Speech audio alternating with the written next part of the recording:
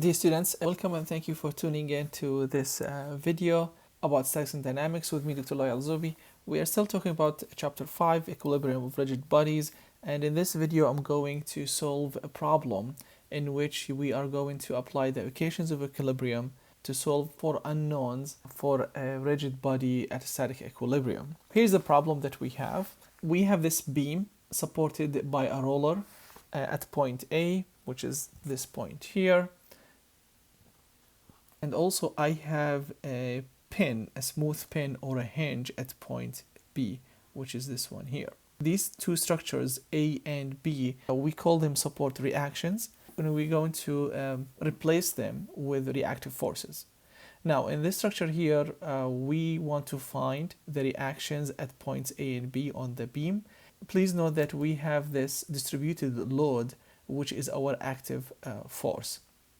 And if you recall from the lecture, we mentioned that the distributed loads need to be replaced by one force acting on a single point. To do this, we actually going to be using the area of this distributed load. So you have this 3 is your height, 3 kilonewton per meters, and this is distributed along 4 meters. So you multiply 3 kilonewtons per meter multiplied by 4, that's going to give you 12 kilonewtons. And you place it, this is a rectangle, and we usually place it in the middle. So you can replace the entire distributed load with a single force going down with the 12 kilonewtons. Our plan is going to start with establishing the XY axis system. So I'm going to assume that going to the right in the X axis that's positive, and going up to be the positive in the Y direction. We're going to draw a complete free body diagram. We actually started it by drawing by replacing the distributed load with one force. I need now to replace all these support reactions with the reactive forces that they produce. And if you remember from the previous videos, you can go to table 5.1 and it will show you how each of these structures, what kind of reactive forces we need to replace it with. And keep in mind that we need to remove all the surfaces of contact in order to be able to establish our free body diagram. If I did a quick analysis, this is a roller and is going to prevent the movement in this direction, and I need to replace that surface and write a force here as A, and that's my reactive force produced by the roller. And the other in the smooth pin or in the hinge, it's preventing movement in the x-axis and preventing movement in the y-axis. So I'm going to put bx and by as my reactive forces. Once I have all the forces in the free body diagram, I'm going to apply the equations of equilibrium to solve for the unknowns. And if you remember, we talked about 3 equations of equilibrium if you want to analyze the reactive and active forces and moments acting on a rigid body at static equilibrium. So I need to establish summation of forces on the x-axis equal to 0, summation of forces on the y-axis should equal to 0, and summation of the moment around an arbitrary point should equal to 0. And if you recall also from our previous video, I mentioned that I'm going to select a point where it has the largest number of unknowns. So if we are going to assume this here to be bx and up to be by, right? I'm going to find the moment around point B to be 0. Because I'm going to get rid of 2 unknowns if I'm analyzing the moment. That's how we do it. Keep in mind, select a point. So there's a lot of unknowns passing through that point because there will be no moment because we don't have a distance. So this is my plan. So how we're going to do this step by step. Again, this is the structure.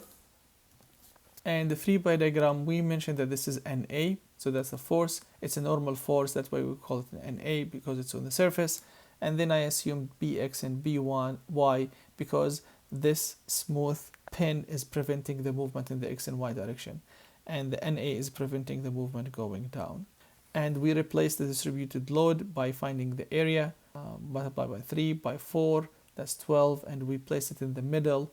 And that's why we have 2 meters. So this is the entire length is 4 meters for the distributed load. I'm going to place in the middle because it's a rectangular distributed load, and that's how you put the 12 kilonewtons. Okay, now for the analysis Note that the distributed load have been reduced to a single force. That's checked. And also to start our analysis, I would actually begin by finding the moment. So what I want to do is to go with you through finding the moment around a point, and I'm going to select point B here, because point B, you have two unknowns passing through it, so that simplifies a lot of our calculations. So if I'm going to do the point B, moment around point B should equal to 0. Now, you can see that the Bx and By, these reactive forces, are passing through point B, and therefore they're not going to create moments, right? I have two forces that can create moments. The blue line here, which is the 12 kilonewtons, and the red one, which is the NA. But to do the analysis, if you recall, moments equals F multiplied by D, the force multiplied by the distance. And since I have these angles, I need to resolve the force, this NA, into its two components, X component and Y component. So I need to find, this is the line of action, right? This is the point of action. I need to make sure that this point is being resolved into this force on the x-axis and that force on the y-axis. So we need to make sure that this is correct. I would like to do a different color so that we know, a pink color, and let's do a green. So going back here, I need to find this force and that force, which is the resolution of the NA. Okay, and this way I have all my forces in Cartesian X and Y components, 1, 2, 3, and I can find the distances. Then I can use my analysis of finding the moment. Let's assume that going counterclockwise is positive. So the first force is the 12. If you recall from finding the senses of the rotation, so you need to multiply 12 by 2, and it is trying to rotate, counterclockwise, so that is positive. So I'm going to say that the summation of moment around B, and this is positive counterclockwise, we start with 12, is 12 multiplied by 2, that's the first one. Now I have two other forces, so we need to find this force here. I'm going to call this force is going to be NA, right? And if you want to do this way, this is NA sine 30. And if you are asking how did we get the 30, it's because of this 30 here. So if you have the slope, the line this way, this is going to be, right, this line, so this is your, it's going to be this 30, right? So this is 30, and this is also 30, and that's where we got this one here. So this is NA sine 30, and this one here is going to be NA cosine 30. Sorry, the y direction. Does that make sense? Yes, I think that does make sense. Now, I have the first force created the first moment. Now, for this force here, let me do this in another color. This force NA, this is the line of action of the force NA, right? So this is NA sine 30. And this is my point. So I need this distance here. This is my D for that force. That's going to create a moment that is rotating in this direction. So that's negative. So we'll start with negative NA sine 30. I need to find this distance, right? And if you look at this line, it's a 3 meter, and I have another 30 degrees. So this distance here is going to be 3 sine 30, right? And the one here, and the other, if you want to complete the triangle, because we're going to use this again, so this distance is going to be 3 cosine 30. So this is this distance, and this is that distance. So I know the force NA sine 30. I need to multiply it with this distance, which is 3 sine 30. So that's the first moment. If you recall, this force is NA cosine 30, and also is going this direction, right? So it's clockwise, so that's negative. NA cosine 30 need to multiply by the distance. So the distance here is 4 meters from here, this point to this point, plus 3 cosine 30. Now all of this should equal to 0. So you have your NA force, you did the cosine, that's this force, the sine, and now you resolve this force into two components. That simplifies our analysis. It's easy to find the moment of the 12. It's counterclockwise, so that's positive. 12 multiplied by 2, because we're doing all the moments around point B. Now for these two forces, the line of action is going this way. The distance here is 3, the length, sine the angle, and the distance on the x-axis is 3 cosine the angle. I have my force also counterclockwise, going to create a moment of clockwise, and you multiply NA cosine 30 multiplied with this distance plus distance, and that's your first equation, right, of equilibrium in 2 dimensions. Okay, you can see that you have only one unknown here, so I can find NA by reorganizing and redistributing this equation. So if we did the analysis as we supposed to do, we start with the moment. So here's what's going to happen.